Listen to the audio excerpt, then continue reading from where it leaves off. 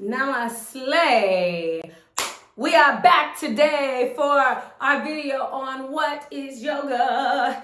Yesterday we talked about what yoga is not and went through a list of things that yoga is not. Today we're going to talk about what yoga is, and we're also going to reference some of those things from yesterday. So if you're not keeping up with us day to day, or if you are keeping up with us day to day, subscribe to the channel so that you can stay connected.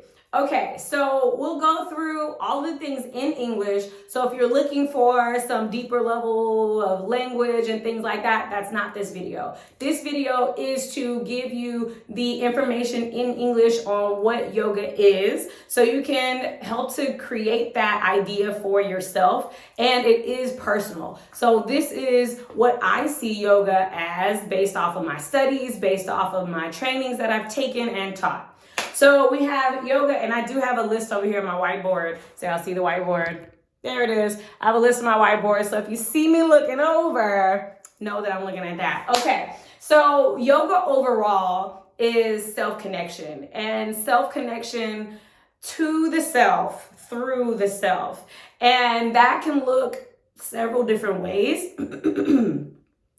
Just like we would say, nourishing ourselves could be food, could be water, could be breath, could be, positive thoughts. So self-connection can be a lot of different things. And this yoga, the yoking of self, if you think about in traditional baking, yolks of eggs are often used to combine ingredients. And so in that same vein of yoking, all the parts of self, our thoughts, our physical, our non-physical, bringing those qualities together into one connected being. And that's what I love so much about yoga. So if we go in, and these are not in any particular order, well, I would say the most popular one that people know is the thing that you see on Instagram, on YouTube. You see the physical asana practice. That is the most popular version of yoga. That is what people think when you say, oh, I do yoga. They think, okay, you're up here bending and stretching. So that's often why people, when they find out I'm a yoga teacher, they be like, I can't do yoga, I'm not flexible. And that's okay. I remember in the past when I would hear people talk about yoga, I'd be like, oh, that's evil, get it away. So, whatever people's response is, that is totally fine. Everyone is entitled to their opinion and their particular experience, and that's okay. So we have asana. So I did say I was going to speak in English. So poses, physical poses in yoga. So that is one part of yoga. We have breath work that you take a deep breath. If you could do that right now, take a deep breath in, let a deep breath out. That is yoga. And a lot of times we can get into the minutia of it. Like you have to take a deep breath before you say anything.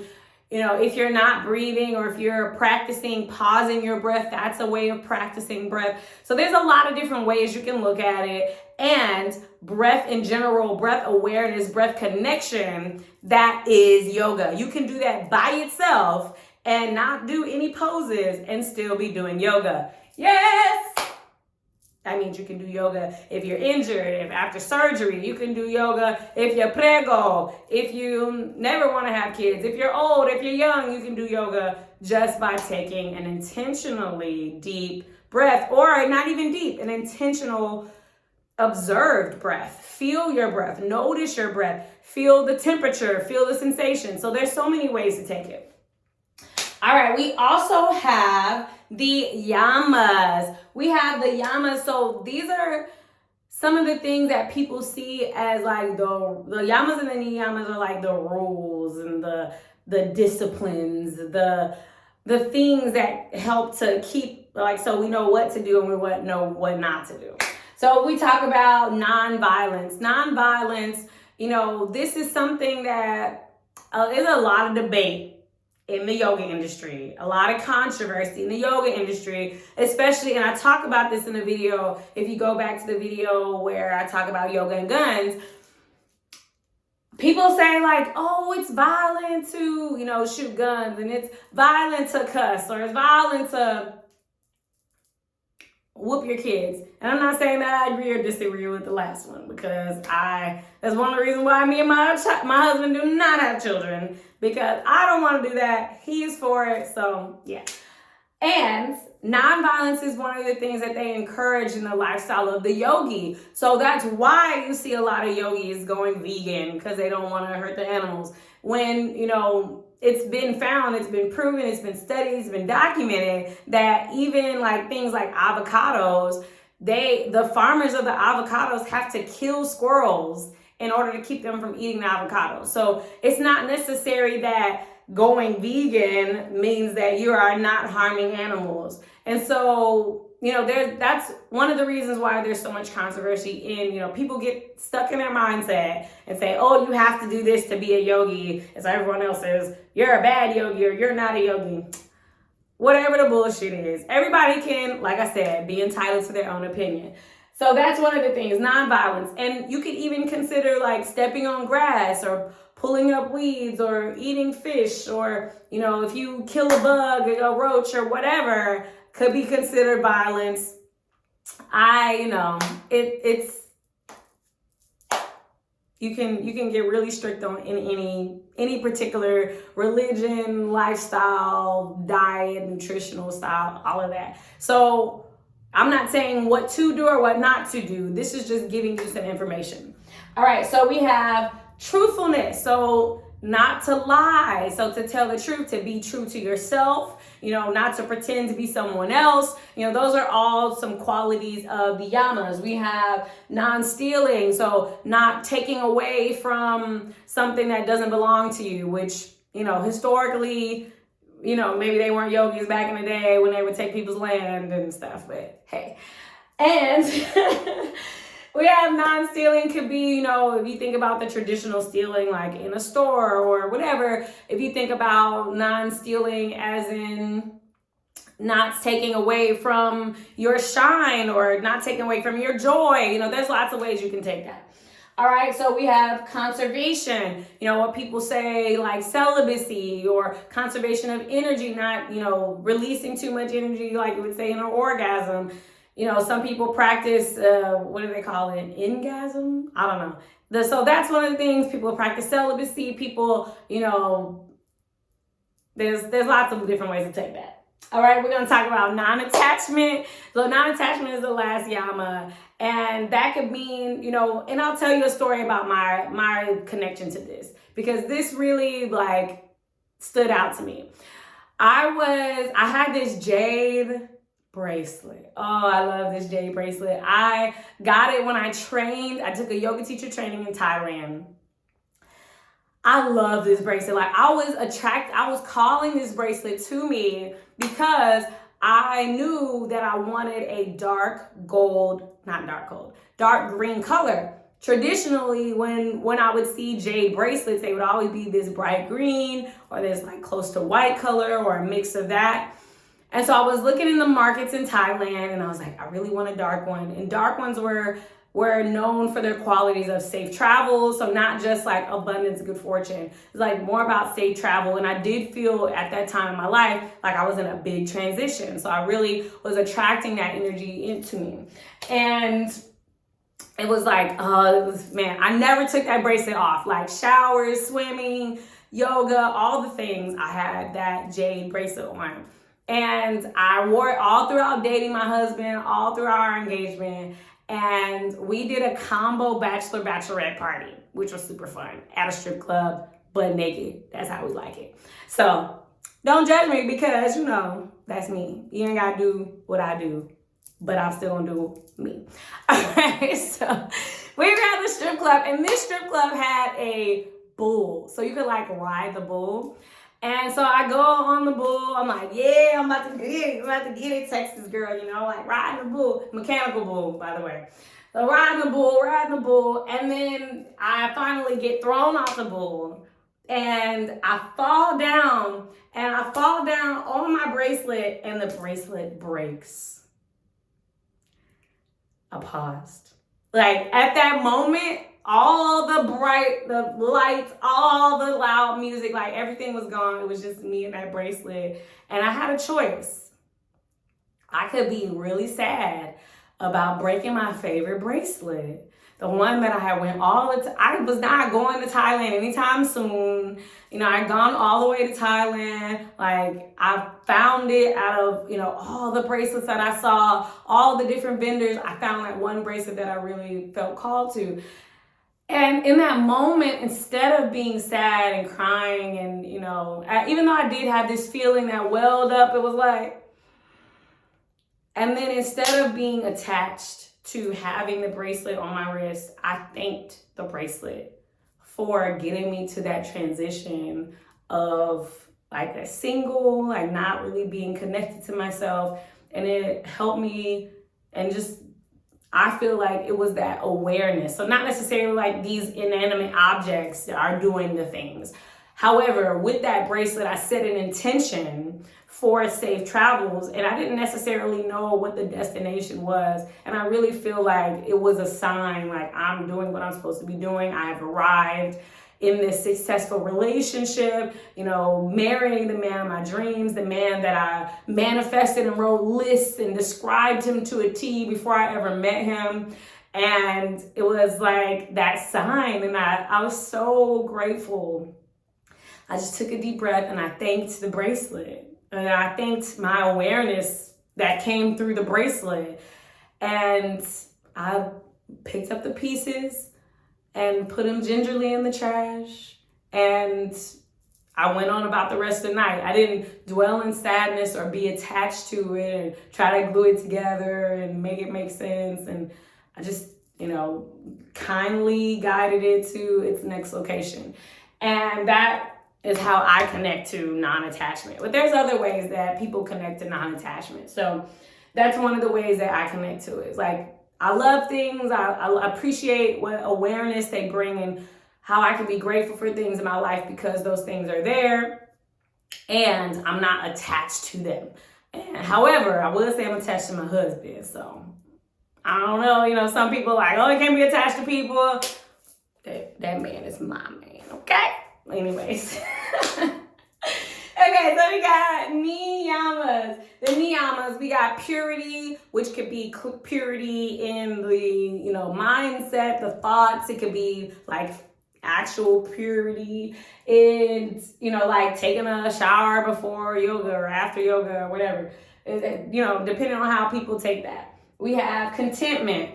Can you be happy where you are? Can you be grateful for what's in this space around you? We have tapas, we have discipline. So can you get that passion, get that fire, get up and continue with discipline? Can you self-study? Can you be aware of yourself? Notice yourself. Notice, your practice physically. Notice your thoughts. There's lots of different ways you can study yourself. Or even like studying in text and then see how it relates to you can be a way of self-study. We have the surrender. Can you surrender to a higher power? Surrender to divine source. Surrender to, whatever it is. And the next one we have meditation. So meditation, if you think about the traditional meditation of connection to self, of feeling, of observing, of being in the moment, we have focus, of focusing on one thing, of not taking your attention off, of really dialing into that thing. We even have union, spiritual union, where it is said that you're doing all of those things at one time, and that is the ultimate version of yoga. So that is a little bit about what the 8 limbs are, and those 8 limbs have been passed down from generation to generation. They have been attributed to certain authors. However, those are the first recorded authors of it. And I will say that yoga predates its history in India. Now that is controversial. However, we see signs of the yoga in Africa. Okay, so what yoga is not, like we talked about yesterday, is not perfection, because what we can say is I can be aware of myself in my imperfection. I can study myself in my imperfection, so we don't have to be perfect. If we talk about silence, like creating silence or having silence around you in order to be able to practice yoga or whatever, it could be Let's see. Let's look at some of these things that we can look at. We don't necessarily need silence because even some of the breath techniques include sound. If we think about, focus, or we think about, let's see, truthfulness, like we may need to speak our truth. So then it's not required that we're silent. If we talk about one way, all of those are different ways to practice yoga. So how could we even say that only doing hot yoga is yoga? Only doing yoga with a yoga mat is yoga? You could do yoga on the grass. You could do yoga naked. You could do yoga in your bathtub. You could do yoga during sex. You could do yoga while you twerk. Like, it can't be one way if even the actual yoga itself has, 8 main things and then specific things that tied off into those 8 things. Like, come on. So, like, that's just preposterous for people to say, oh, this is yoga because this is what I believe. But the other stuff, I don't agree with it, so it's not yoga. Like, get the fuck. All right, so we got yoga's not a religion. None of those things said you had to pray to a specific person. And while it is true that religion itself, outside of whatever the deity is, has these specific categories and things and practices that you do, and we do have the niyamas and the yamas, but these aren't things that are saying if you don't do them, then you're not a yogi. These are things that you can incorporate into your life in different ways, and there's no person that's saying, oh, this is the church of yoga, you have to do the yoga like this, and you have to, always, like, never eat non-violent so you can never eat. Like, come on now. It may be violent to yourself, to your body, to your system to not eat certain things. So we just got to be realistic. If we look at what yoga is, we can see that it's not specifically tied to a religion. However, because it's been around so long, there are different things that you'll see, like the pressing of the hands together, which is used in various religions. And it's even used in people without religion. So there's some things where it could potentially overlap, but causation and coincidence are not the same thing. Coinciding and causing are not the same thing. All right. It's not only physical. We talked about that already. We got the breath. We got the focus, attention, all of those things. And it's not hard. You can do versions of yoga that are not hard. I did go in on that in the last video. And it is not about flexibility. None of those things said you were required to put your foot behind your head. None of those things say you're required to do the splits. You're required to do a handstand. So, when people get these things in their minds about what yoga is, like, you making that shit up, bro. Okay? All right. So that was just a little overview. Like, we didn't really go into depth into too many of the things. So that's an overview of what yoga is. And so now you have a more clear way, and you can go and study more now that you've covered those things and you know what way you want to navigate and take it. And that's exactly what I'm here for. I'm not here to be the ultimate guru where everybody has to listen to what I say. However, I do believe that I am a guru. I am a light. I am a being of light here to shine light.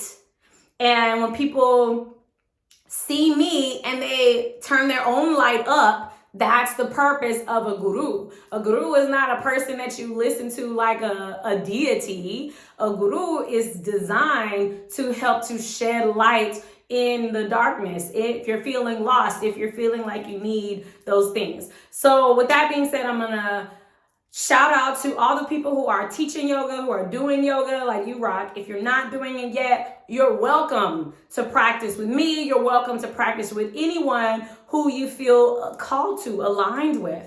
And if you're looking to become a yoga teacher, we have the most expensive, most amazing teacher training in the world.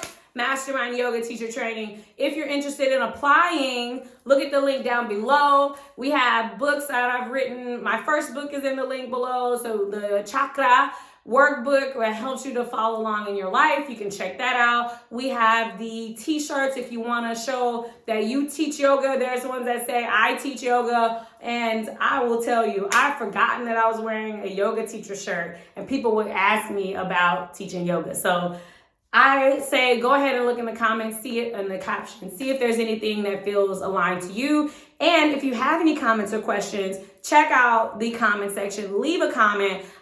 Because I'm not editing and doing all the extra shit on the videos, I'm just leaving it vlog style. I do have the attention, the energy to actually respond to comments. So if you have questions, even if you don't agree, I'm open to that. You don't have to agree with me, okay? I don't have to be right all the time. Like, one star is not necessarily the main star. So one guru is not necessarily the guru for everyone. And I'm okay with that. So check out the captions, check out the comments. I am excited to just be sharing this information, to be able to share this information with you. And I know that you will now get a chance to do something different, to be more aware of yourself in a different way. So that's the point of all this. With that being said, world peace through inner peace is the mission. And now I invite you to spread a little bit of that in yourself, your family, and your community, and the world. Namaste.